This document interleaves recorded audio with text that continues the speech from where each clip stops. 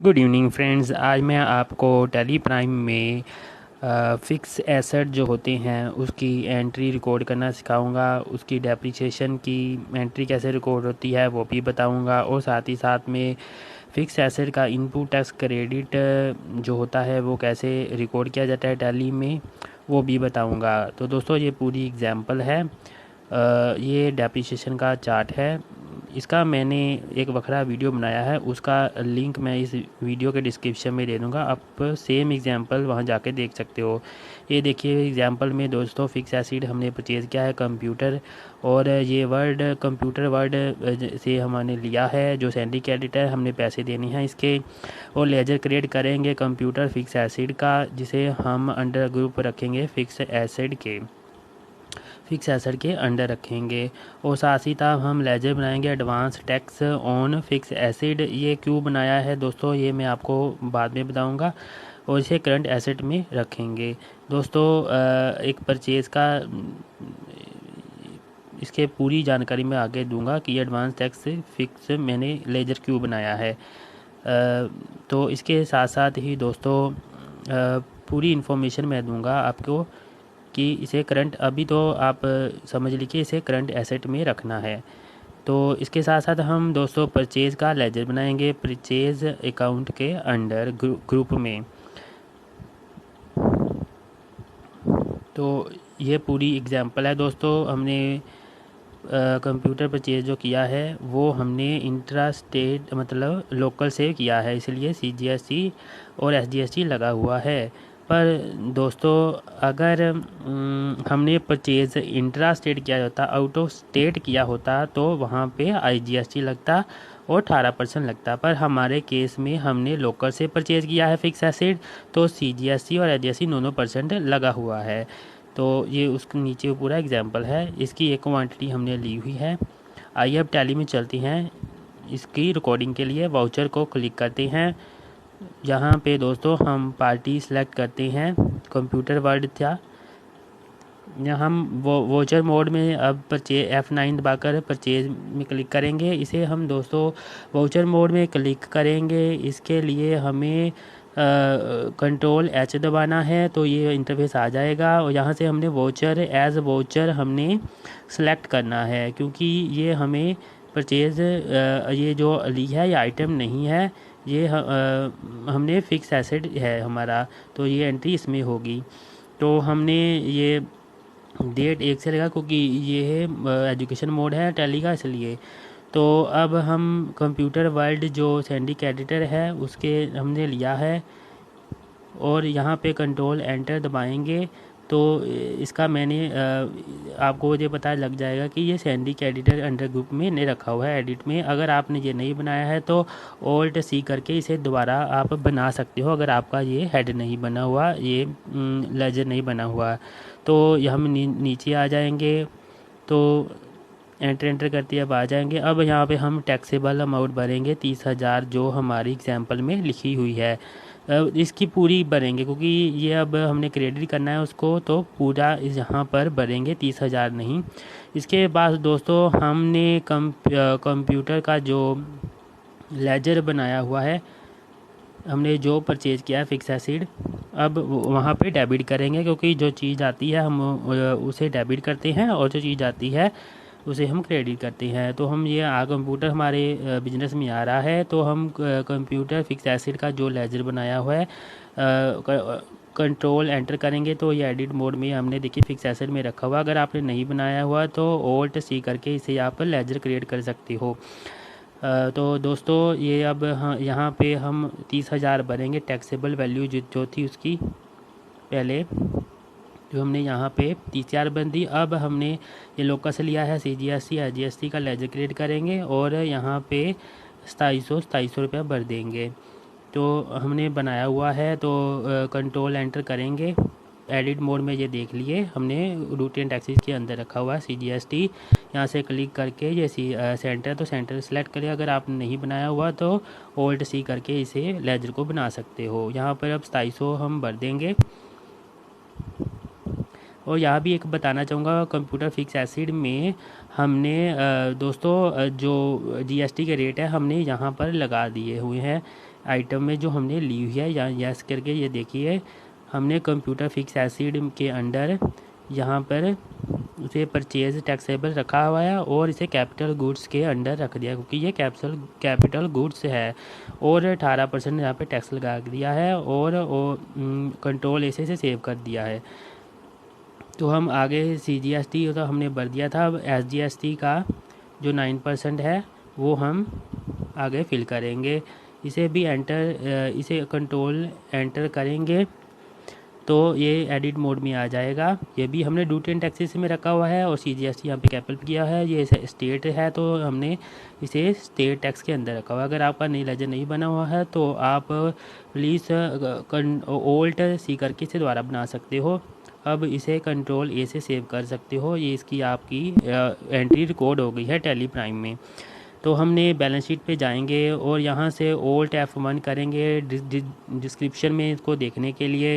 ये देखिए fix acid हमारा 30,000 यहाँ पे ऊपर आ गया है जो ये है। तो और इसकी टैक्सेबल वैल्यू जो थी 2700 रुपया वो हमारे ड्यूटी एंड टैक्सेस में ये देखिए इसके अंडर आ गया है।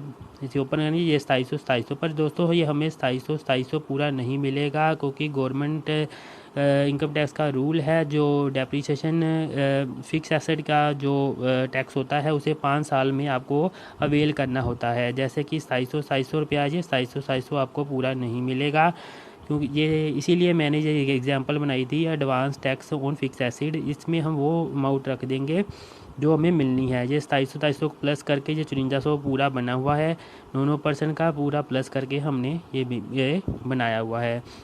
अब हमें इसे 5 साल के तक मिलना है, इसलिए हम 5400 को डिवाइड कर देंगे 5 से, तो हमारा 1080 आ जाएगा जो हमें इस ईयर पे मिलेगा। ये देखिए 5 से हमने डिवाइड कर दिया है, क्योंकि ये 5 साल तक हमें इसका इनपुट टैक्स क्रेडिट मिलना है। नीचे हमने अब 5400 और 1080 को माइनस करके जो आया है 4320 उसे हम जो हेड बनाया है advance tax on fix asset current asset के अंदर जो हमें अगले 4 सालों में ये इनपुट टैक्स क्रेडिट मिलेगा हम इसमें रखेंगे। इसलिए मैंने ये हेड बनाया था कि ये हमारा एसेट बच गया है जो हमने 5 साल अगले 4 साल तक फिर अवेल करना है, क्योंकि इस साल का हमें 1080 मिल गया है इनपुट टैक्स क्रेडिट। तो ये याद रखना कि फ़िक्स एसेट का जो इनपुट टैक्स क्रेडिट होता है वो 5 साल तक मिलता है। अब जो 1080 है उसे 2 से डिवाइड कर देंगे, क्योंकि ये CGST या GST में हम डिवाइड करना है, तो ये 540 और 540 हमें